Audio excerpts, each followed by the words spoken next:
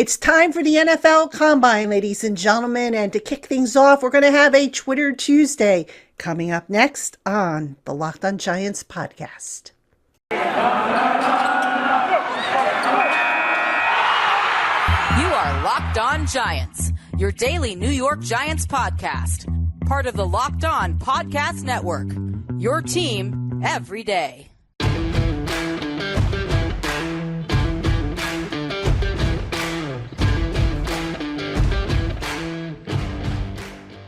Hello, New York Giant fans, and welcome to another edition of the Locked On Giants podcast, part of the Locked On Podcast family, your team every day. My name is Patricia Traina, and it is Tuesday. That means we have a Twitter Tuesday coming up, going to be answering your questions. And also, it is NFL Combine week. So the rest of this week, we'll be talking about stuff to come out of the Combine. Shane and Brian Dable scheduled to speak to the media on Tuesday in Indianapolis. So I'll have audio clips and whatnot, some thoughts and reactions to what they have to say. That'll be coming up on new shows. So hope you will keep it here on the Locked On Giants podcast. And before I get into your Twitter Tuesday questions, I want to say thank you again for making us your first listen of the day, or if you're watching on YouTube, your first watch of the day. And I also want to thank you for this. Now, for those of you who cannot see my screen because you are listening to this podcast rather than watching it, on the latest chartable Apple charts for the U.S., the Locked On Giants podcast jumped up 34 spots to number 70 on the top 100 football podcasts. So again, thank you guys and gals so much. Because without you, there is no Locked On Giants. There's no Giants country.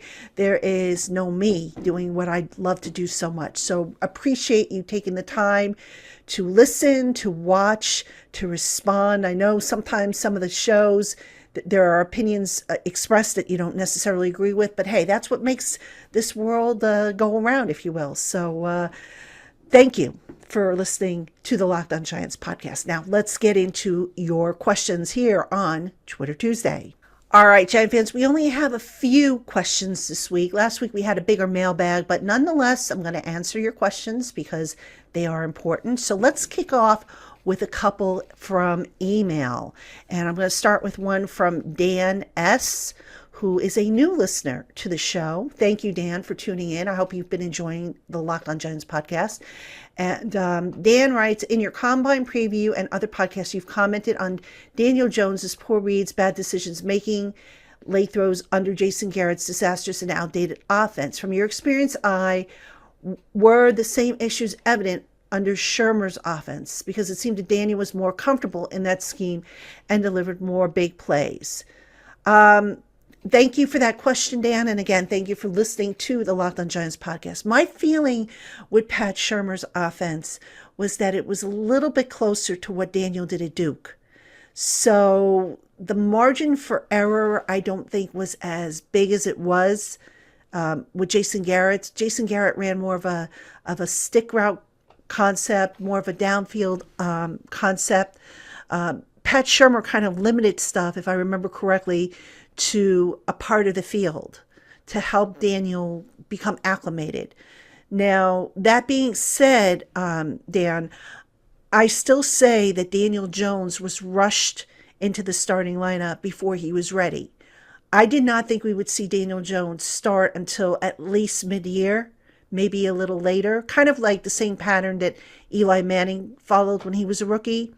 But because the Giants went 0-2 and because Pat Shurmur was dying to open up that part of the playbook that Eli Manning just could not run because he doesn't have the mobility, boom, they rushed Daniel Jones in there and they didn't look back.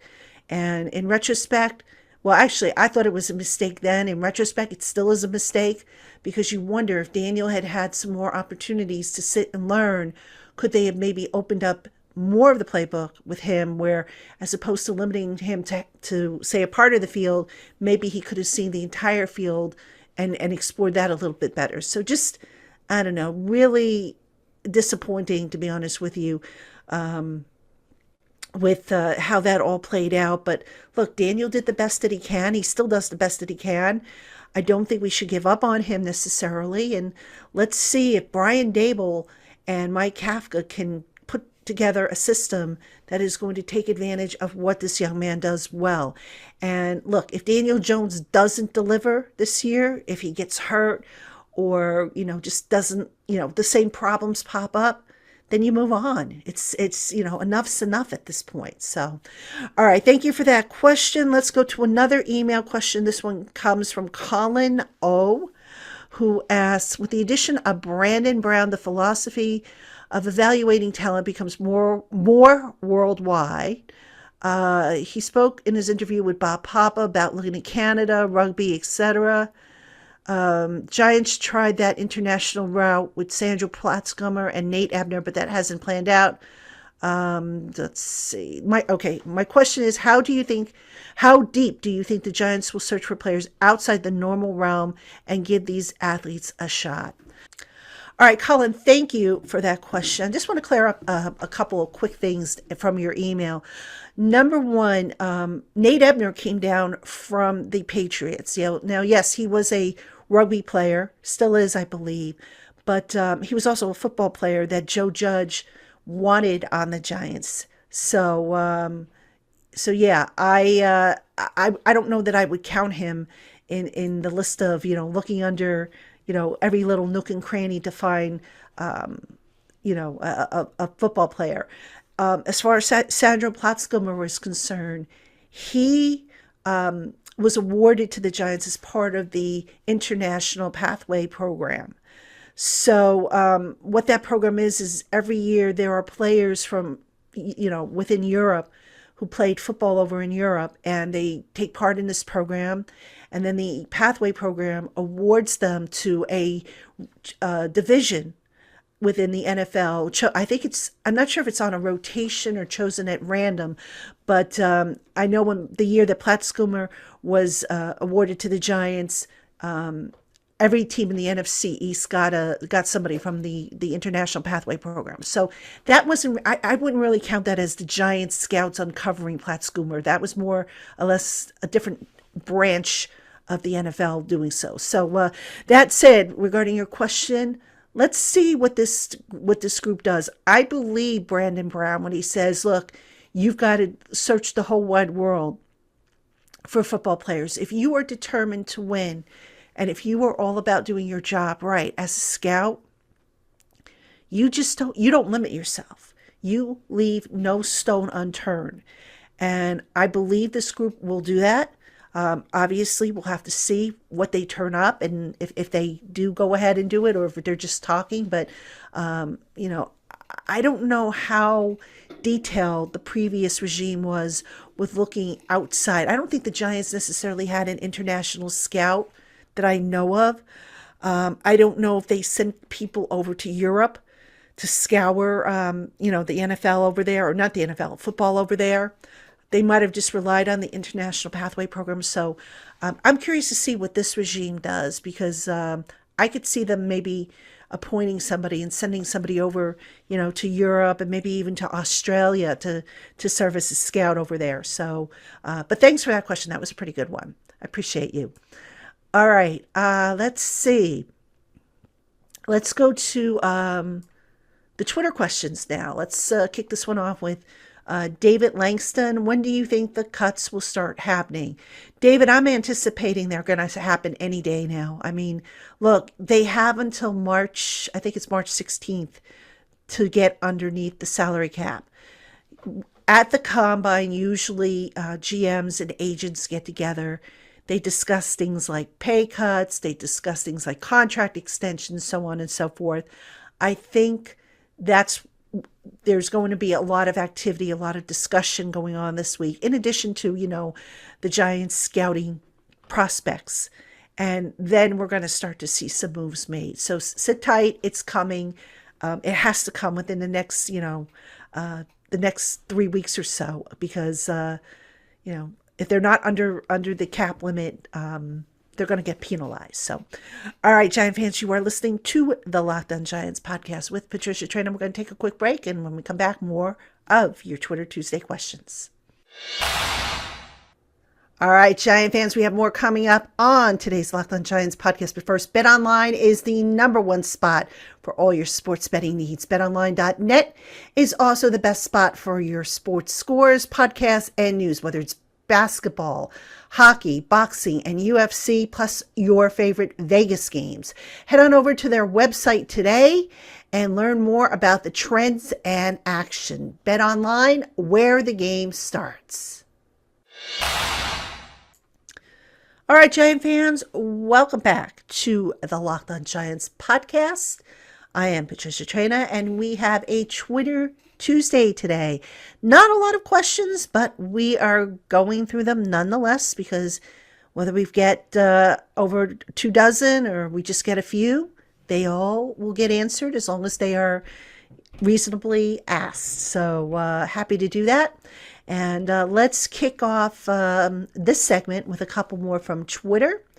Satoshi Guacamoko asks, I think it would make sense for the Giants and Jets to swap both first-round picks. So the Giants get number 4 and 10, and the Jets get number 5 and 7. Reason being, Giants can get the second best O-line at number 4, where the top 2 O-line might be gone by number 5.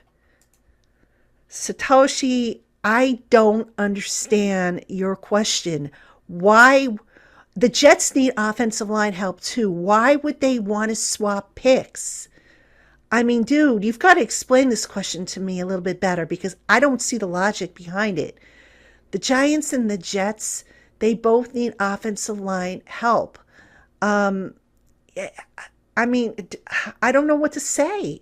So it's something. I don't know if you were limited because it was a tweet and you weren't able to tack on, but dude, do me a favor. Send me an email, lockedongiantspodcast@gmail.com, and explain some more of your logic here, because it doesn't make sense to me. I'm sorry. All right. Next question comes from Adam Garrison.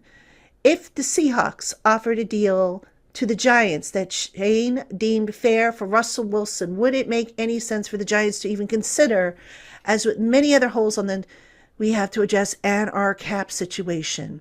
No, Adam, listen, I love you, man, but this whole thing about Russell Wilson is a pipe dream right now. The Giants don't have the cap space. The Giants have a ton of needs. You know, if Daniel Jones isn't their guy, you start over next year in the draft. You know, hopefully you get yourself in a position where you could trade up if you need to. But Russell Wilson, you know, he's a great quarterback, don't get me wrong, but I think it's time that you know, we forget about the possibility of him coming to the Giants. I don't see it happening in any scenario. I don't care if it's, you know, for draft picks. I don't care if it's, you know, if Russell Wilson, you know, agrees to play for the minimum. You've got to fix the offensive line. You've got to fix parts of the defense that are deficient. Russell Wilson is a luxury this team cannot afford, and I can't even make cap space to fit Russell Wilson in. And believe me, I've looked at it. So, no, I don't see it happening. All right, let's see. We've got another one here. Let's see. This is Eric Lund, who writes, I like the option of bringing in Trubisky as a backup, but might that increase a potential quarterback controversy that's more trouble than it's worth? Oh, very good question, Eric. I like that question. So, and it's not just related to Mitchell Trubisky. It could be to any decent backup quarterback. So here's the thing. Could it create a controversy? Maybe. I mean, it depends on how the coaching staff handles it. Now, let's say, God forbid, you know, Daniel Jones gets injured again, and his backup comes in and he plays well and they win games. You know, then, you know, would the coaching staff say, okay, you know what, Daniel's healthy now, we're going to go back to him, or do we stick with the hot hand? That's where I could see a potential controversy coming in. So, yeah, I could see where it could become a problem. I would hope it wouldn't if it came down to that. But yeah, you're always going to have people who are going to take sides, especially in the locker room. And I think it would be up to the coaching staff to kind of manage that so it doesn't create a problem and split the locker room, unnecessarily. So, yeah, that's interesting. Thank you for that question. Appreciate it. All right, Giant fans, we have a few more coming up on today's Twitter Tuesday. Stick around. We'll finish up in just a moment. All right, Giant fans, we have more coming up on today's Locked On Giants podcast. But first, with the ever-increasing number of makes and models of cars and trucks, there's only one place to find everything you need quickly for your vehicle, and that is at rockauto.com. Rock Auto is a family-owned business that for over 20 years has offered competitive pricing on thousands of parts for every make, model, and manufacturer. Check out their website today, and don't forget to write Locked On in their How Did You Hear About Us box so that they know we sent you. Amazing selection, reliably low prices, and they ship direct to your door. Why would you go anyplace else? So check them out today. That's rockauto.com. All right, Giant fans, welcome back to the Locked On Giants podcast. Twitter Tuesday, we are getting you ready for the combine. The workouts start this week on Tuesday, as you are listening to this, or, depending on what time you're listening to this. There will be the media sessions coming up with head coach Brian Daboll and general manager Joe Shane. So this will be the first time we hear from them since they were hired and introduced at their press conferences. So looking forward to bringing you all that reactions. And of course, I will have coverage for you all week long over on Giants Country. Hope you will check that out as well. All right, we have a few more Twitter Tuesday questions. So let me make sure that I get to all these. Let's see. Blunt Newman wants to know if Thibodeau falls to 5 and the Giants take him, would the Giants go O-line with number 7 or cornerback, in your opinion? Blunt, you got to give me names, man. I got to know who's on the board. I can't just randomly say, oh, they'll go O-line at 7 or cornerback. I need to know who's on the board in order to answer that question. So, you're welcome to send me that question again. Give me some specific names and tell me who's on the board, and I'll tell you which is the better value, in my opinion. Okay. All right. We got another one here from Adam Garrison, who, darn it, he wants off of Daniel Jones. He does not want Daniel Jones as the quarterback here. Adam asks, personally, I feel that a trade for a Kyler Murray fits the team's timeline better than Wilson. I feel like a trade for Wilson would still leave us 2 years away from competing. Would Wilson have anything left in the tank? I feel Murray, being younger, may. Okay, Adam, again, I can't make it any clearer, dude. They're not trading for a Kyler Murray. They're not trading for a Russell Wilson. They do not have the cap space to fit those guys in. They have other bigger fish that they need to fry with that offensive line, with the defense. Dude, I get it. You don't like Daniel Jones. I totally get it. But give Daniel Jones the benefit of the doubt here. Who knows? He might turn out to be okay with a stable offensive line in front of him and a stable offensive system in there. But, look, bottom line, they don't have the cap space to do this. So, I don't care which quarterback you plug in there. Aaron Rodgers, Josh Allen, Justin Herbert. I don't care which one you pick. The Giants aren't making that trade. I just don't see it. I'm sorry. All right. Let us see if there are any other questions. I'm just going through my Twitter account real quick. Okay, Adam Zenzer. If the decision was yours, would you pick up Daniel Jones' fifth-year option? Why or why not? No, I would not, Adam. And the reason for that is because now when you pick up a fifth-year option, it becomes fully guaranteed right away. Whereas in the past, it would be guaranteed for injury, and then I think it became fully guaranteed the following year on the 5th day, I think it was, of the new league year. If Daniel Jones goes and gets hurt again, if that neck isn't healed properly, for example, or he suffers another injury and I've picked up that 5th-year option, guess what? I am now on the hook for over $21 million. I don't want to be on the hook for over $21 million for a player I may or may not have.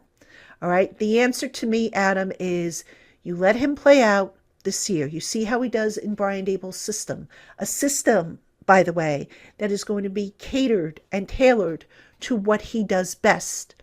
If he does not take that next big step that everybody is hoping that he will take, you move on. It's that simple. And you can't do that if you have guaranteed money locked up in a guy. Now, if he does take the next big step, what you do is you extend him. You're going to give him a new contract anyway if he shows that he can be your guy. So you want the first year of that new contract to be low. All right. You don't want to have whatever percentage of the cap. And I know right now, I think the Giants have about $92 million in cap space, but that's going to change next year. That number is going to go down. You don't want the guy having to eat up all your cap space. If you don't get a contract done in time by the new league year, you franchise tag him to buy yourself more time, and you work to get that number down. So that's how I feel about that. Okay, so thank you for that question. All right, do we have any others? Let me see. I think I got them all, but let me just double check. Okay, yeah, that's all the questions for today. I told you it was a small batch, but a good batch as always. So thank you, everybody, for tuning in. Thank you, everybody, for sending in your questions. And again, don't forget, all this week, we're going to have Combine coverage. I'm going to try and grab some guests, including some NFL insiders. I'm working to try and get you guys an NFL insider on the show so that we can kind of see what kind of scuttlebutt pops up. And we'll just have as much coverage as we possibly can. So thank you for tuning in to the Locked On Giants podcast, making us your first listen of the day, your first watch of the day. And we will catch you, everybody, tomorrow.